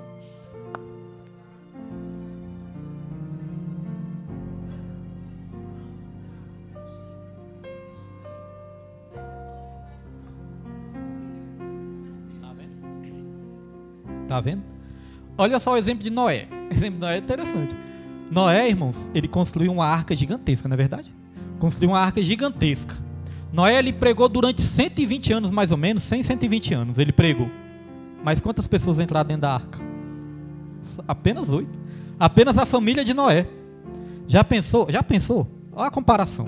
Já pensou um pastor construir uma igreja enorme? Uma igreja que cabesse ali 3.000 membros? E o pastor pregando ali durante 100 anos? E apenas a família do pastor entrar dentro da igreja? Aos olhos da sociedade do mundo, esse pastor foi um fracassado. Nossa, que pastor fracassado, olha o tamanho da igreja, só essas pessoas aí dentro. Foi mais ou menos o que aconteceu com Noé, né? Mas, irmãos, Noé foi tão importante, que até hoje o exemplo dele salva milhares e milhares de vidas. Não é verdade? Então, muitas vezes, é por isso que eu falo, não pode se impressionar pelo tamanho ou pela quantidade, não. Deus, Ele tem um propósito em cada lugar. Nós sempre falamos assim, a vontade do Senhor é que todos sejam salvos e cheguem ao conhecimento da verdade. Deus, Ele quer sim quantidade de pessoas salvas. Mas se Deus, Ele tem um propósito de usar ali a pessoa segundo a sua capacidade, Deus, Ele vai dar um ministério do tamanho ideal para cada um administrar. Adianta o pastor William falar, eu quero uma igreja de 4.000 membros. Aí Deus, toma. Aí no primeiro dia o pastor William já está doido. Eu não aguento mais, é tanta gente. Não aguento. Não, irmãos, se eu tiver a capacidade, né? Se a gente tiver a capacidade, Deus dá. Agora, se não tiver, então é segundo a capacidade de cada um. Olha só, Mateus 25, versículo 15. Muito famoso, né? Bota aí, Pedro. Mateus 25, versículo 15. Olha só. E a um deu 5 talentos. E a outro 2. E a outro 1. A cada um segundo a sua capacidade. E ausentou-se logo para longe. Então vai falar a parábola dos talentos, né? Deus, Ele deu, a um deu 5. Por quê? Porque aquele sabia administrar 5, era capaz de administrar 5. Outro deu 2, era capaz de administrar 2. O outro deu 1. Pastor William, apenas 1? Mas Deus, Ele deu o talento para cada um segundo a sua capacidade. Não deixou de dar para ninguém. Não é verdade? Então nós não podemos ter medo do chamado. Porque é o Deus que capacita. E Ele não vai lhe pedir algo a mais do que nós somos capazes de fazer. Algo que Ele mesmo nos capacita também, né? Porque toda capacidade, na verdade, vem do Senhor. Então, irmãos, tem vidas que passa a vida toda assim se lamentando, né? Nossa, mas eu nunca preguei como fulano prega, eu nunca louvei como fulano louva, eu não consigo pregar como fulano prega, eu não consigo louvar como fulano louva. Passa a vida toda, a vida passa e passa rápido, e a pessoa nem pregou como o outro, nem louvou como o outro, e nem também exerceu o chamado para o qual Deus chamou ela para fazer, porque ela estava olhando era para o outro, não é verdade? Então, assim como a nossa impressão digital é única, irmãos, o propósito de Deus na nossa vida também é único. Deus tem um propósito único na vida de cada um. Pode ser parecido, a mesma função? Pode, mas o propósito na sua vida é único, porque você é único também. Vamos lá, continuar. Portanto, a Bíblia possui particularidades quanto ao gênero literário, gramática, vocabulários e outros. Apesar disso, os autores não se tornaram intérpretes do divino. Isso porque Deus não inspirou aos escritores apenas os pensamentos ou as ideias. O Espírito Santo também inspirou cada uma das palavras que expressam com exatidão a mensagem divina. Nós já falamos aqui, muitas vezes os profetas escreviam ali, mas eles mesmos não sabiam exatamente o que eles estavam escrevendo. Eles não tinham a revelação completa do que eles estavam escrevendo ali, né? Quando Moisés escreveu a lei, que tinha ali os pães da preposição, tinha ali o candelabro, tinha o altar do incenso, ele mesmo não sabia que aquilo apontava para Jesus, não. Depois que teve a revelação completa no Novo Testamento, no livro de Hebreus, vai explicar muito sobre isso, é que nós aprendemos que tudo aquilo apontava para Jesus. Os pães da preposição, o altar de sacrifício, tudo apontava para o quê? Para o sacrifício da cruz. Uma vez estudamos sobre o tabernáculo, né? Quem lembra? Tabernáculo sol nascente. Foi uma das lições assim, mais reveladoras, né, que nós aprendemos. Então, irmãos, Moisés mesmo foi inspirado por Deus para escrever aquilo, mas ele não tinha a revelação, ele não conseguia interpretar o que ele estava escrevendo ainda, porque não tinha a revelação completa ainda, e hoje em dia nós temos, né, nós somos privilegiados também, porque nós temos a revelação completa. Vamos lá, subtópico 2. As limitações dos autores. Vamos falar um pouco de limitações aqui, né? Os escolhidos por Deus para escreverem a Bíblia eram pessoas assim como nós, inclinadas às mesmas paixões e falhas. Moisés, por exemplo, mesmo sendo o autor do Pentateuco, foi impedido de entrar na terra prometida, porquanto transgredira contra o Senhor no deserto de Zim. Entretanto, nenhum texto das Escrituras, quanto à sua inspiração e veracidade, está condicionado às limitações de seus autores humanos. Então, irmãos, Deus nos usa apesar das nossas limitações. A palavra de Deus vai dizer lá em 2 Coríntios capítulo 4, versículo 7, que nós temos um tesouro em vaso de barro para que a excelência do poder seja dele e não nossa, né? Temos um tesouro, nós somos o vaso de barro, mas nós temos um tesouro dentro de nós, que é o Espírito Santo de Deus, mas para que a excelência do poder seja dele e não nossa. Então Deus, ele nos usa apesar das nossas limitações. Já aprendemos aqui, Deus quando nos chama, ele não vai eliminar a nossa personalidade. Alguém acha aqui que Deus elimina a nossa personalidade? Não, né? Já viram os discípulos? Pedro, ele era aquele cara ali. Pedro, ele era 8 ou 80, né? Pedro ou era 8 ou era 80. Às vezes ele não queria nada, mas quando ele queria também, Jesus Cristo foi lavar os pés do discípulo ali. Ele, não, mestre, o Senhor não vai lavar meu pé, não. Não vai lavar, longe de mim o Senhor lavar meu pé. Aí Jesus falou, Pedro, se eu não lavar seu pé, você não vai ter parte comigo no reino dos céus. Aí Pedro, se é assim, me lava todo, me molha logo todo, me lava todo. Então ele era ou 8 ou 80. Às vezes ele estava com medo, às vezes ele negava Jesus, às vezes ele pensava que Jesus era um fantasma, mas quando o soldado chegou lá para prender Jesus, ele pegou uma espada e cortou logo, foi a orelha do soldado. Às vezes era tão covarde, às vezes era tão corajoso, era 8 ou 80. O que é isso? Personalidade, temperamento, não é verdade? João vai dizer que era o apóstolo do amor. João era o apóstolo do amor. Apóstolo Paulo era um homem também muito irado, antes de ser, né, convertido ali por Jesus Cristo, mas quando ele era um homem ali que ele tinha ali, irmãos, propósito. Ele era firme no propósito a qual ele acreditava, o apóstolo Paulo. Ele era firme nos seus ideais, era firme na ideia. Tudo que o apóstolo Paulo fazia antes de conhecer a Jesus Cristo, ele fazia porque ele acreditava que aquilo era certo. E ele era um homem firme nos seus propósitos, nos seus ideais. Era um homem convicto. E ele ia atrás daquilo que ele acreditava. Então, quando Deus se revelou para o apóstolo Paulo, Deus usou essa característica do apóstolo Paulo, mas agora para fazer as coisas certas. Aquele ímpeto, aquela coisa de querer fazer, Deus usou para fazer as coisas certas. Então, Deus, ele não elimina a nossa personalidade, ele não elimina o nosso temperamento, ele apenas nos ensina a controlar, ele apenas nos ensina a ter equilíbrio. Porque o fruto do Espírito é o caráter de Cristo manifesto em nós, né? O fruto do Espírito, ele nos dá o quê? Equilíbrio. Ele vai nos ensinando a dominar as nossas emoções, nossos sentimentos, nosso temperamento, nossa personalidade. É de uma hora para outra? Não é. Por isso que muitas vezes, né, as pessoas vão acusar mesmo. Diz que é crente e ainda cometeu isso, ainda comete aquilo, porque as pessoas pensam que é assim, aceitou Jesus, pronto, já virou um santo. Mas não é, né, irmãos? É durante toda a caminhada. Vamos ter que passar por muitas tribulações, por muitas lutas. Vamos ter que muitas vezes nos arrepender daquilo que nós fizemos, falamos. Vamos ter que me arrepender, vamos ter que passar pela situação para produzir frutos dignos de arrependimento. Somente passando pela situação. Então é todo um processo. Então, meus irmãos, Deus, ele nos usa apesar das nossas limitações. Por isso que não podemos nem nos importar quando chegarem aí as acusações no meio da caminhada, né? Deus, ele começou a boa obra e ele vai aperfeiçoar dentro de nós até o dia de Cristo Jesus. Vamos lá. Subtópico 3, para nós encerrarmos esse tópico.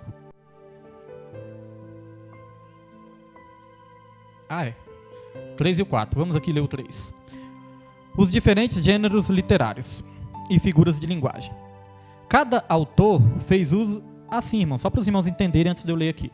Então, mesmo a Bíblia sendo inspirada, cada autor da Bíblia, cada escritor da Bíblia, tinha um gênero literário diferente. Vou dar um exemplo aqui, ó. Moisés, ele conhecia muito de lei, das leis do Egito. Então Deus usou ele para escrever as leis do reino dos céus também, né? As leis de Deus. Ele já conhecia muitas leis. Então Deus usou aquele estilo que ele tinha para escrever também as leis de Deus. Salomão, se você for reparar, ele era um homem assim pensativo. Ele era um homem assim muitas vezes até filosófico. Ele era um homem romântico. Escreveu Cantares de Salomão, né? Ele era um homem romântico. Teve 1000 mulheres. Bota romantismo nisso. Era romântico e um pouquinho, né, fora do plumo, né? Então, irmãos, mas ele era um homem romântico, ele escrevia ali poesias para as mulheres, no livro de Cantares é poesia também, né? Então, cada um tinha o seu gênero literário. O apóstolo Paulo, irmãos, é teologia pura. Se você for olhar as cartas do apóstolo Paulo, é teologia pura. Agora, Pedro já era um pescador, então ele escrevia de uma maneira assim mais simples de entender. Ele escrevia coisas assim que todo mundo entendia, o apóstolo Pedro. Então vejam que todos ali tinham o seu estilo literário. Então, apesar da Bíblia ser inspirada por Deus, Deus não tirou a característica de cada um. É assim que Deus faz nas nossas vidas. Apesar, né, de nós sermos convertidos ao Senhor, Ele não vai eliminar características nossas. Ele vai usar essas características para o reino de Deus e nos ensinar a dominar os excessos, né? Aquilo que está faltando, Deus nos dá o equilíbrio, para a gente equilibrar. E aquilo que está em excesso, Deus tira também.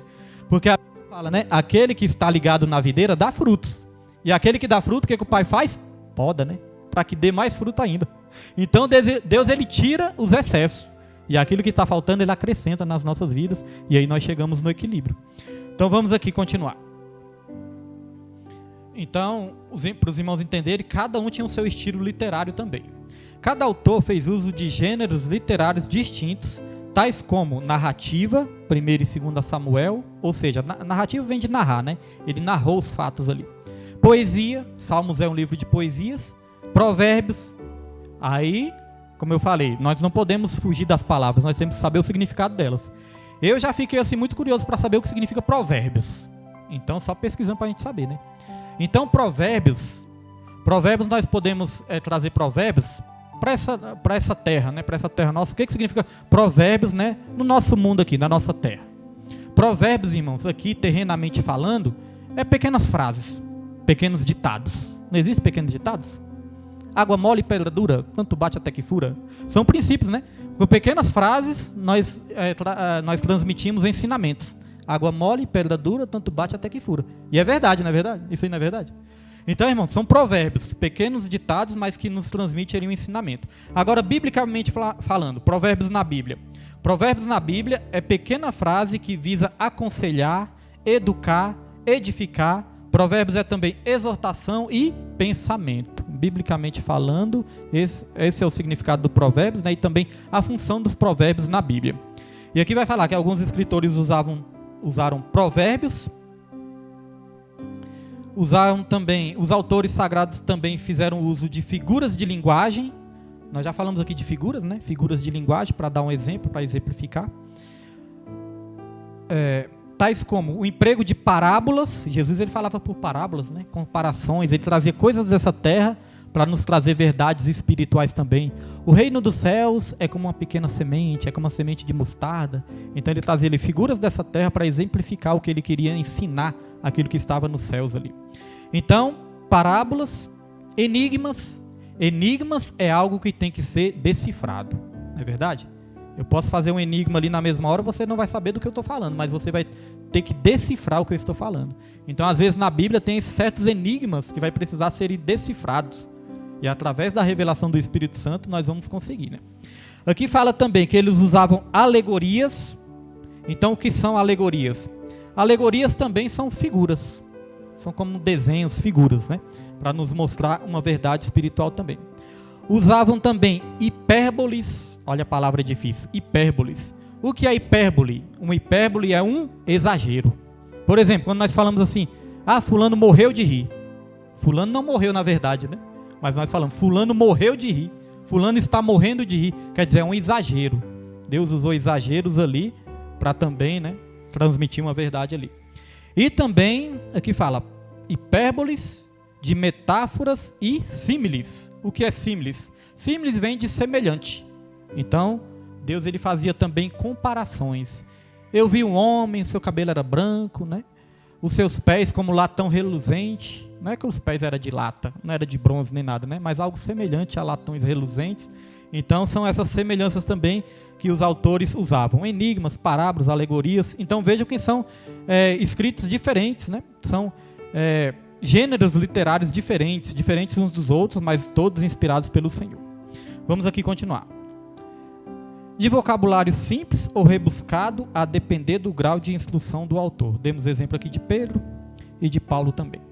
O emprego dos recursos literários evidencia a cultura do escritor, mas em hipótese alguma invalida a inspiração da palavra de Deus. Vamos para o subtópico 4. A linguagem do senso comum. Na descrição de fenômenos científicos, por exemplo, os autores sagrados usaram a fraseologia comum e popular. A fraseologia comum e popular. Para citar um dos casos, ao descrever a herança dos Rubenitas, também dos Gaditas e a meia tribo de Manassés, Josué fez a alusão ao nascer do sol. E na batalha contra os amorreus, ele registrou que o sol parou. Essa linguagem não ignora os fundamentos científicos, nem desacredita a inspiração da palavra de Deus, apenas busca alcançar a compreensão de todos.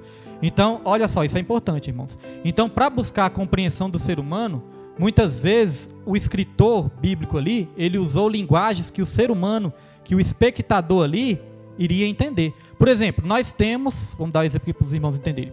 Nós temos, muitas vezes, a mania de falar, e às vezes, de tanto falar isso, a gente acredita, né? O nascer do sol. Aí nós pensamos que o sol nasce. Aí nós imaginamos que o sol se movimenta, não é verdade? Que é o sol que está se movimentando. O sol nasceu é porque ele está subindo. Aí o sol se põe também. Agora o sol está descendo. Mas cientificamente nós sabemos que isso não é verdade, né? O sol está parado. É a terra que gira em torno do sol. Então o sol está parado. É a terra que está em movimento. Mas certa vez Josué ele falou, o sol parou. Aí muitos vão dizer assim, tá vendo? A Bíblia contém erros. A Bíblia falou que o sol parou e o sol não para. Só que, irmãos, Josué, ele quis trazer ali a compreensão do espectador. Ou seja, daqui da terra nós vemos, né, como se o sol tivesse realmente parado, mas na verdade é a terra que se movimenta, né? Na verdade quem parou foi a terra, não foi o sol. Então, é a visão do espectador. O sol parou, o sol nasceu, o sol se pôs. É tudo visão nossa, que estamos aqui como espectadores dessa terra. Mas, na verdade, quem se movimenta é a terra. Isso não está contradizendo a ciência, não. Porque nós aprendemos na aula passada. Quando a ciência é bem fundamentada e a Bíblia ela é bem interpretada, aí não tem conflitos. O problema é que, às vezes a ciência não é bem fundamentada e a Bíblia, às vezes, não é bem interpretada. Aí surgem esses conflitos aí. Então, tem essa visão. É igual Salomão também, né? Salomão escreveu ali Eclesiastes e Salomão falou assim, eu passei a querer compreender tudo aquilo que acontece debaixo do sol. Então a visão o quê? Do espectador. Uma visão terrena. Não significa que é a visão de Deus. Ele até falou, não adianta trabalhar. Ele até chegou a falar isso, não adianta trabalhar muito. E o que adianta trabalhar? Do que adianta ter muito conhecimento? Muito conhecimento é enfado, né? Então ele estava ali, irmãos, passando por um dilema, passando ali por muitos pensamentos na mente dele, mas era a visão o que dele? Terrena, não era a visão celestial. Porque nós sabemos que nada é em vão no Senhor, né? Mas ele já estava ali num estágio que para ele já não valia a pena nada. Ele estava ali, eu creio que no momento de crise. Né, irmão William? Quer comentar alguma coisa?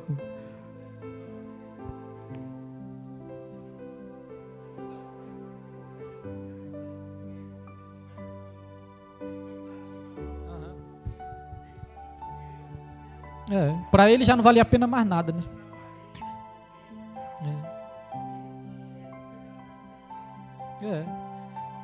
A visão dele ali, ele estava com a visão humana, terrena.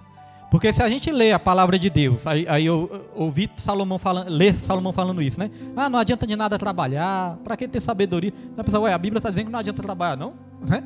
Se a gente interpretar errado. Né, irmãos? Então nós podemos ter essa visão. Agora nós temos que estudar e entender. Salomão ele estava num momento ali de crise. Nós sabemos que Salomão ali começou a pecar, começou a se afastar de Deus. Então a mente dele ali já começou a virar uma mente terrena, já não era mais através da revelação de Deus. Só que no final do livro ele começou ali a ter a revelação de novo, né? Porque ele fala assim, tudo que foi dito, a conclusão é essa: obedeça a Deus e siga os seus mandamentos. Porque foi para isso que o homem foi criado. Aí ele começou de novo a entender, né, o sentido do homem, o sentido da vida, o sentido de tudo. Porque realmente ele passou por essa crise.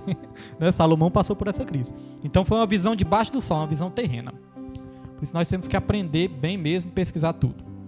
Vamos lá, tópico 3, para nós encerrarmos aqui essa aula em nome de Jesus. A inspiração do Antigo Testamento. A Bíblia é categórica em reiterar sua inspiração divina. O registro de Juízes ensina que os livros de Moisés são mandamentos do Senhor. Esdras reconhece como inspirados os livros de Jeremias, Ageu e Zacarias. A respeito da inspiração da lei de Moisés e dos profetas, Zacarias ensinou que os seus escritos eram as palavras que o Senhor dos Exércitos enviava pelo seu Espírito mediante os profetas precedentes. O próprio Cristo mencionou a lei de Moisés e os profetas e os escritos como os livros inspirados. Olha só, Jesus, irmãos, o que ele fez? Isso é importante. O próprio Jesus falou, vocês estão vendo tudo isso que foi escrito aí? Jesus, ele morreu, né, ressuscitou no terceiro dia e ele apareceu para os discípulos. Ele apareceu ali para os 11 e falou, tudo isso aí que foi escrito, que vocês liam aí no Antigo Testamento, tudo isso aí falava de mim. Olha só, Lucas 24, versículo 44, coloca aí, Pedro. Lucas 24, versículo 44, olha o que diz. E disse-lhes, são estas as palavras que vos disse, estando ainda convosco, que convinha que se cumprisse tudo o que de mim estava escrito na lei de Moisés, e nos profetas e nos salmos. Olha, na lei de Moisés, que é o Pentateuco, né? Nos profetas e nos salmos, ou seja, o Antigo Testamento.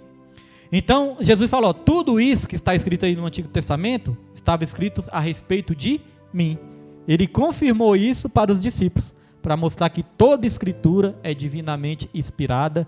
Irmãos, a Bíblia, de Gênesis a Apocalipse, irmãos, a Bíblia ela coloca Jesus no centro.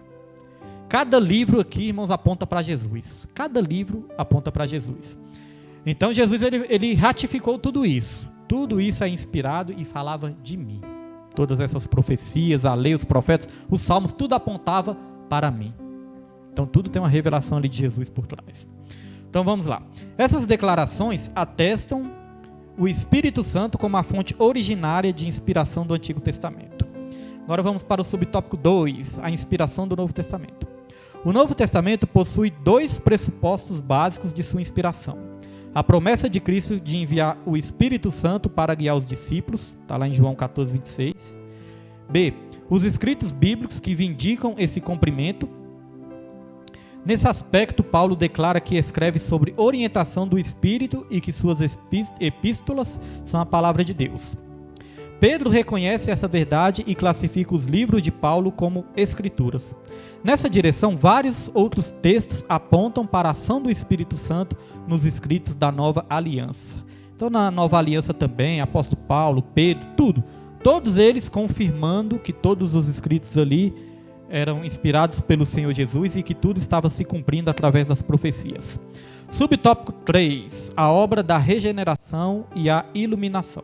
A Bíblia ensina que o Espírito Santo testifica de Cristo e convence o mundo do pecado, da justiça e do juízo. Desse modo, o Espírito Santo atua no processo da salvação e produz a fé regeneradora que vem pelo ouvir a palavra. Lá em Romanos 10:17, né, vai dizer: a fé vem do ouvir e ouvir a palavra de Deus. Só que no versículo 11 em diante, Romanos 10, versículo 11, vai dizer uma coisa interessante, né?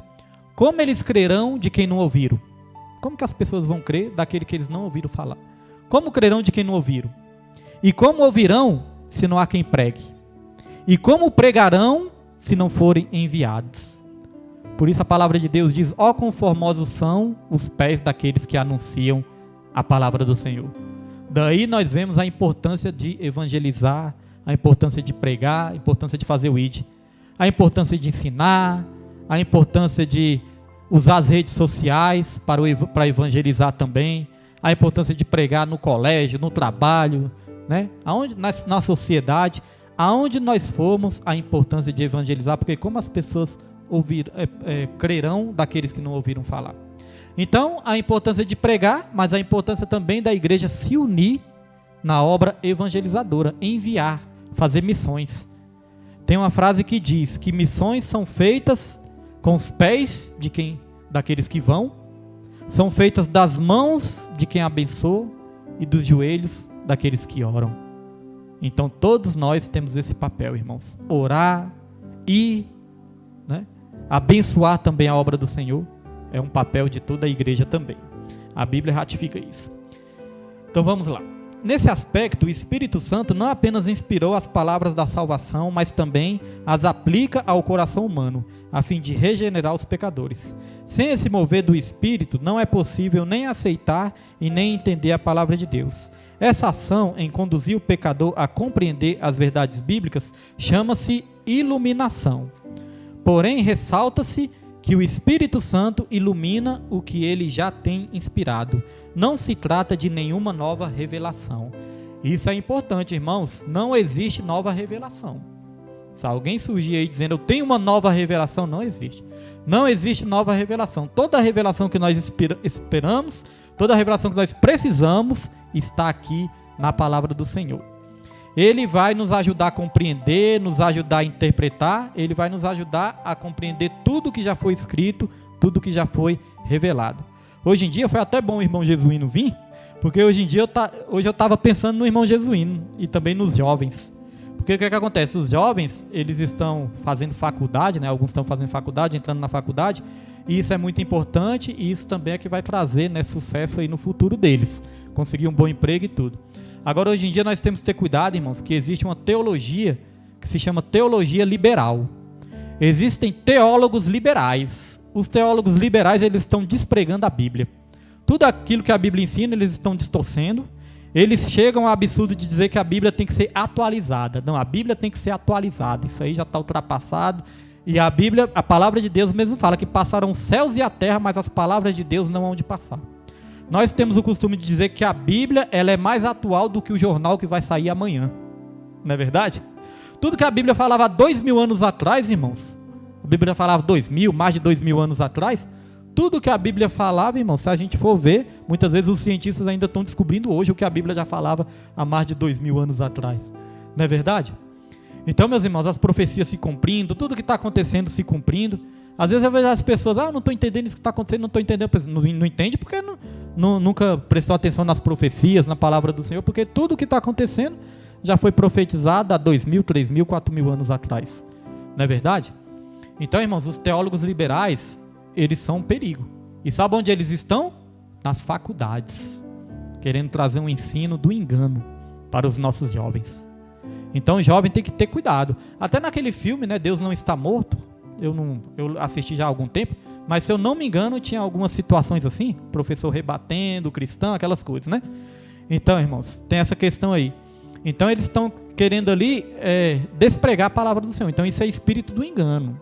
São pessoas que estão sendo influenciadas ali pelo próprio espírito do anticristo.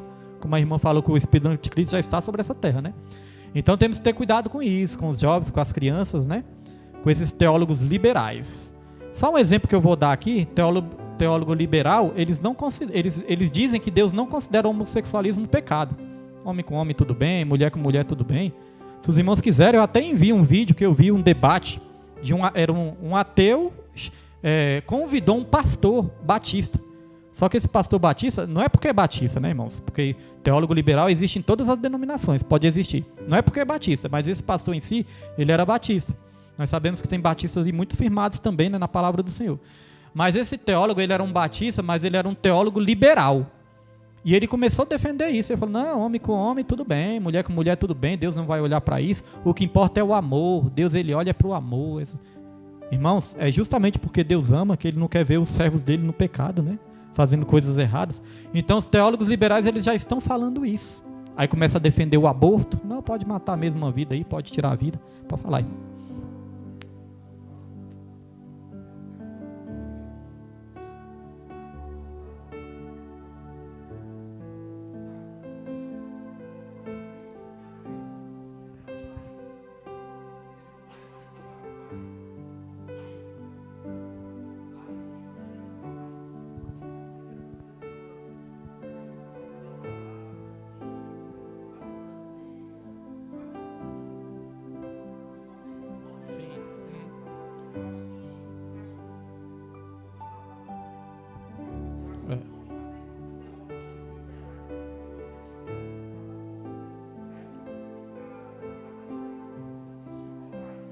Está se criando essa falsa sensação mesmo, né, nas pessoas. Às vezes a pessoa tem esse pensamento mesmo. As pessoas, não, estou assistindo online aqui, já estou fazendo a vontade de Deus. Só que se for lá para Hebreus 10, e como o irmão falou, tem muitos ensinos, né, a modernidade, às vezes a questão de ter um canal grande também, né, nas redes sociais, no YouTube tem um canal grande. Não, vamos fazer live aqui, você fica em casa mesmo e está tudo certo. Vou ter muitos seguidores, vou ter muitos likes, vou ter, né? Então existem esses pensamentos também. E existe outro pensamento também, que às vezes a pessoa está assim, ó, não, eu estou assistindo a live aqui, já estou fazendo a vontade do Senhor. Hebreus 10, 25 vai dizer, ó, não deixei de congregar como é o costume de muitos, mas antes admoestai-vos uns aos outros. Pode falar, irmão. Oi?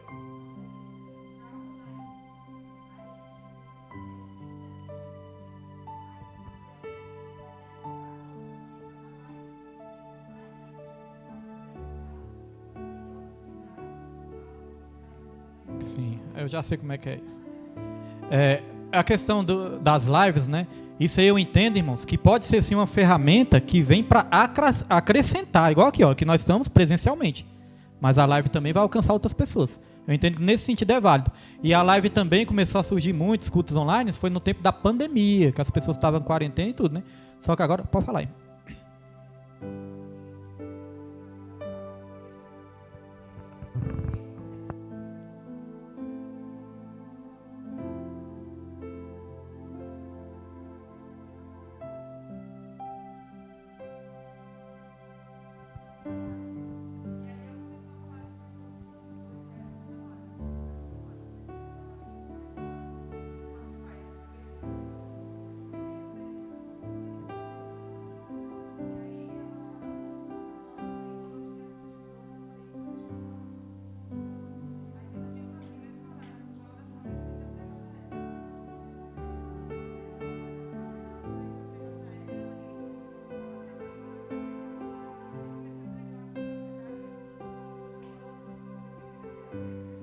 Sim.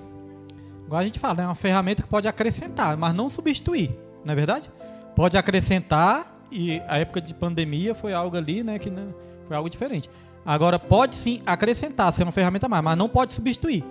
Já pensou a gente deixar de congregar para ficar assistindo só live, irmãos, em casa? Não tem sentido nenhum, né? Então, assim, só um exemplo aqui também, peraí, só um exemplo aqui também. Esses dias eu ouvi algo assim, a gente estava indo para a igreja, se preparando para ir para a igreja, né?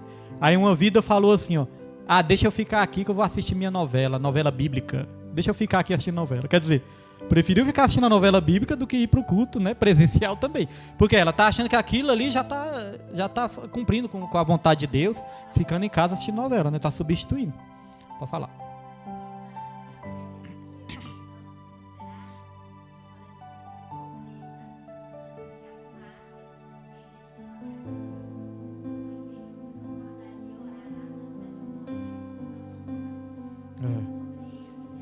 A gente vinha.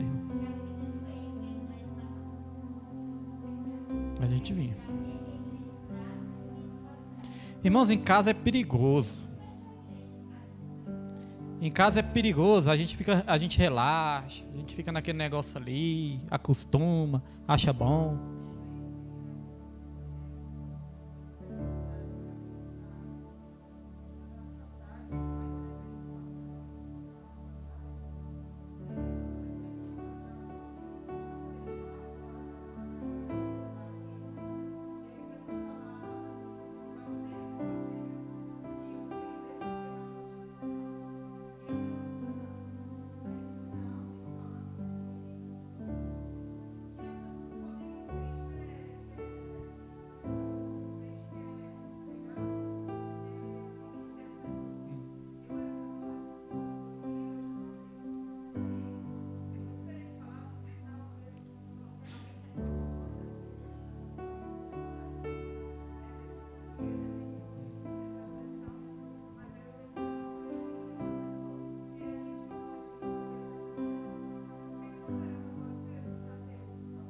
Alguém pregou, né?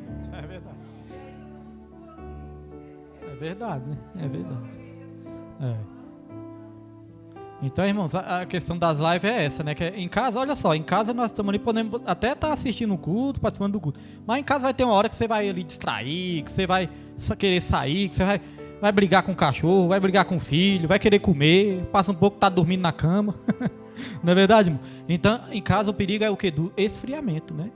Eu, quando não tem culto e tudo, eu sempre gosto de ouvir uma pregação, gosto de ouvir um louvor, às vezes até assisto cultos online também.